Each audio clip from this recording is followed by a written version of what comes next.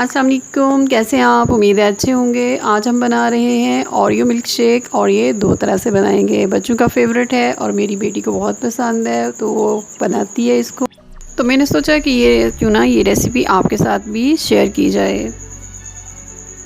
तो इसके लिए हमें चाहिए एक चॉकलेट, 1 कप आइसक्रीम, 6 चम्मच चीनी, आधा लीटर दूध और 2 मिनी पैक इसके ओरियो के।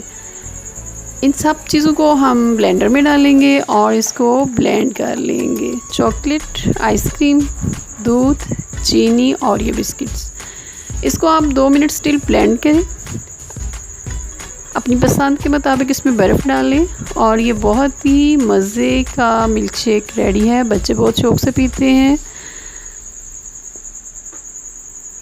ये देखिए इसका कलर कितना खूबसूरत हो गया है। बहुत ही आसान और सादा सी रेसिपी लेकिन बहुत टेस्टी।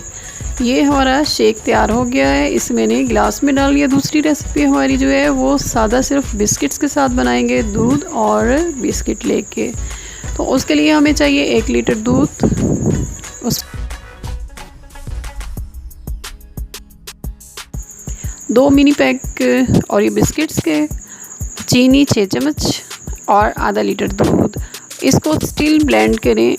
उसमें आइस क्यूब्स डालने, मैंने इसमें आइस क्यूब्स भी डाले हैं साथ, और इसको स्टिल ब्लेंड करें आप। 3 मिनट में इंतहाई मज़े का शेक रेडी हो जाएगा। बच्चों और बड़ों के लिए ख़ास तौर पे मज़े का है। बच्चों के लिए एक फ़न है, बच्चे खुद भी बना सकते हैं। आप बच्चों को सारी चीज़ें दें और उनसे कहें कि वो बनाएं, वो बहुत ही मज़े के और बड़े खुशी से बनाएंगे। बहुत ही आसान और सादी रेसिपी है और बहुत सस्ती सी है और बच्चों के लिए एक फ़न भी है। ये सारी चीज़ें डाल दी, आसानी से इसमें मिक्स हो जाएगा। थोड़ा सा बुरबुरा सा इसका होता है, फ्लोफी सा।